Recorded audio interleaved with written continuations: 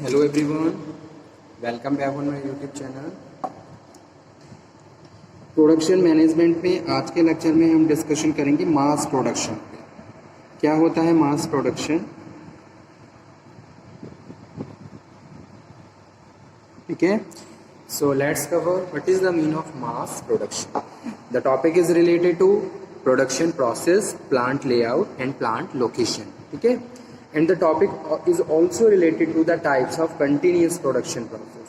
Mass production is a type of continuous production process.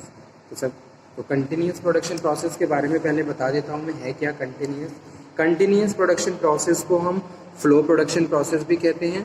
Continuous production process is the specialized manufacture of identical product। ठीक है, अगर हम identical specialized product को produce करते हैं तो वो कंटिन्यूस प्रोडक्शन प्रोसेस में आते हैं। Which the machinery and equipment is fully engaged. जैसे एक ही मशीन फुली एंगेज्ड है, ठीक है, तो वो क्या है? कंटिन्यूस प्रोडक्शन प्रोसेस है। Continuous production is normally associated with the large quantity, जहां हम लार्ज क्वांटिटी प्रोड्यूस करते हैं with the high rate of demand. ठीक है, so advantage of automatic production is taking. It is characterized by the long production run of identical or similar items through the same sequence of the operation processing steps. ठीक है, now come to main topic, that is mass production.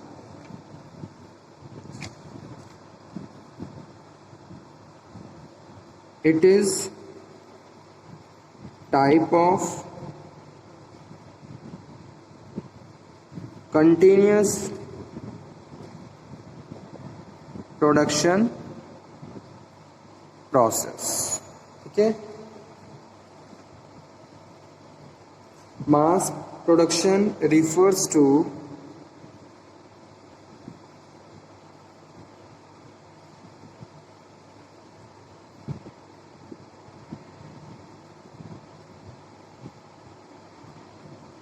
Manufacturer of standardized parts of components on large scale।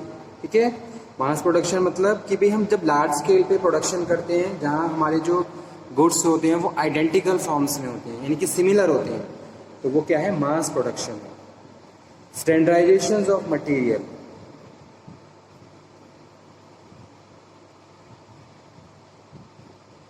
standardization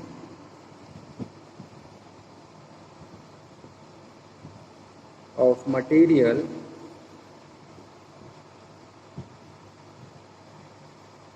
machines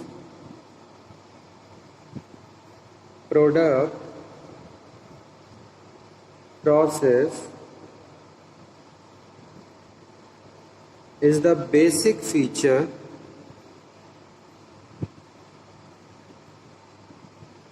of mass production। ठीक है, so the greater volume of mass production, the more would be the reduction in direct labor cost per unit। Mass production process is employed where production is carried out without the interruptions। Okay, so quality of product tend to be firm and high due to the standardization of mechanism। तो ये क्या है? Mass production. जैसे कोई भी एक exporter है, उसको कोई ऑर्डर मिला है, ठीक है, अब ये ऑर्डर कितना है? 10,000 यूनिट्स का है। तो ये 10,000 यूनिट्स जो कि सिमिलर कैरेक्टरिस्टिक्स की हैं, ठीक है, इनके कैरेक्टरिस्टिक्स सेम है, तो जब इनको प्रोड्यूस किया जाएगा on the same machines, on the same methods, तो this is known as mass production. इसको क्या कहेंगे? मास प्रोडक्शन कहेंगे। ठीक है, अब इसके कैरेक्टरिस्टिक्स, नेचर क्या क्या होते हैं? Nature of mass production,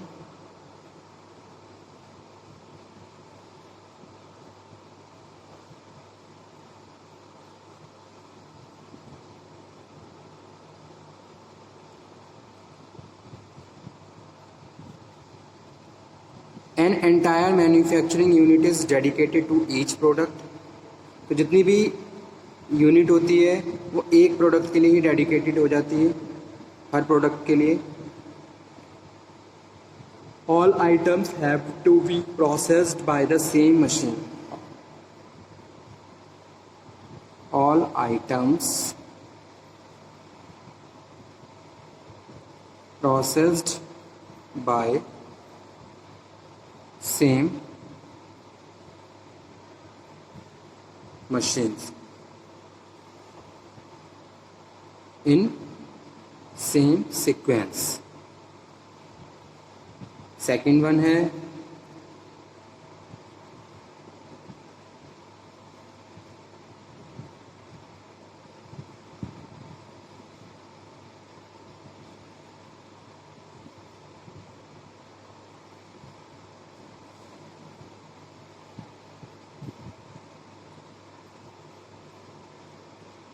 higher rate of production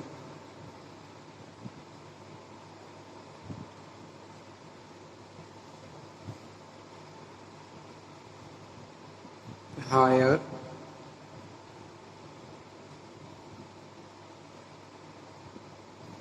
capacity utilization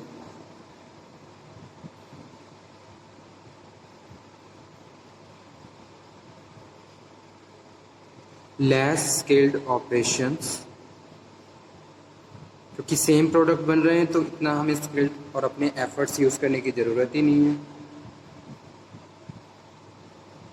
low process inventory होती है,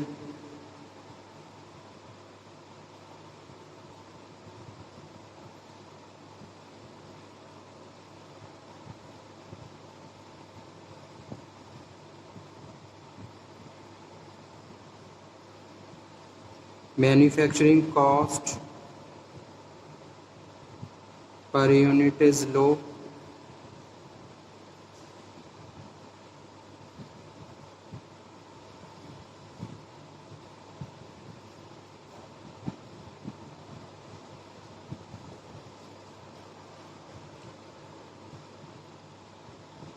ठीक है।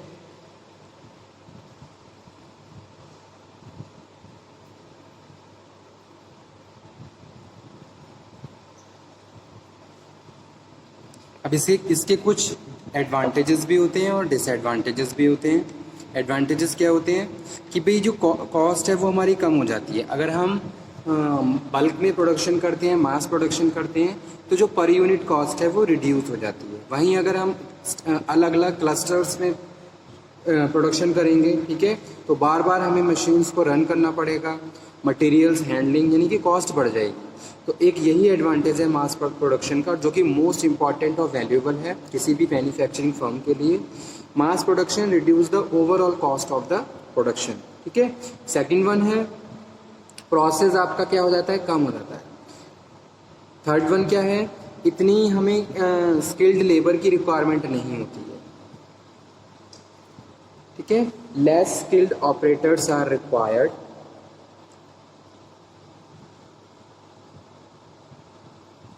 इसके कुछ डिसएडवांटेजेस भी होते हैं, जैसे कि break down of one machine will stop the entire production line. अगर एक मशीन स्टॉप हो गई तो एंटायर प्रोडक्शन रुक जाता है, ठीक है। ये सबसे बड़ा डिसएडवांटेज है मास प्रोडक्शन का। जैसे किसी एक मशीन ने काम करना बंद कर दिया तो उसका इफेक्ट पूरे प्रोडक्शन पे पड़ेगा, ठीक है, क्योंकि सेम लाइन फॉलो हो रही है। तो उसमें अगर एक मशीन काम नहीं करती है तो उसका इफेक्ट अदर सारे फंक्शंस पे पड़ता है।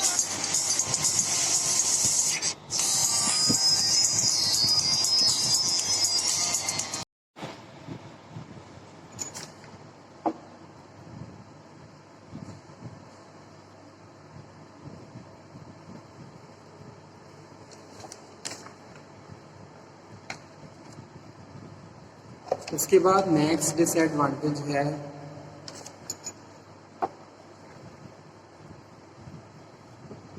Line layout needs major change with the change in the product design, ठीक है।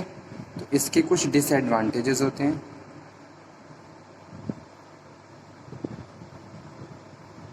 एक तो क्या होता है कि अगर कोई एक मशीन ख़राब हो जाए तो उसका इफेक्ट पूरे प्रोडक्शन पे पड़ता है। यानी कि break down of machine stop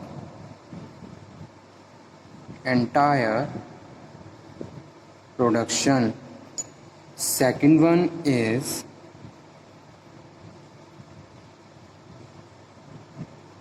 अगर हम किसी प्रोडक्ट की डिज़ाइनिंग चेंज करते हैं तो मेजर चेंजेस रिक्वायर्ड होते हैं पूरे लेआउट में. Major changes required when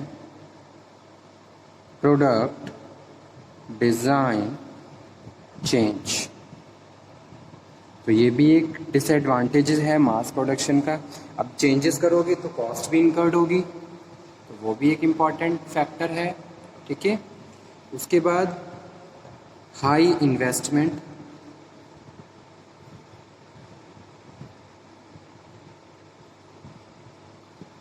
in production facilities. Production facilities और स्लोएस्ट ऑपरेशंस. ठीक है. तो ये कुछ एडवांटेजेस और डिसएडवांटेजेस थे प्रोडक्शन, मास प्रोडक्शन के. ठीक है. तो आज का टॉपिक यहीं पे फिनिश करते हैं. Okay, thank you very much.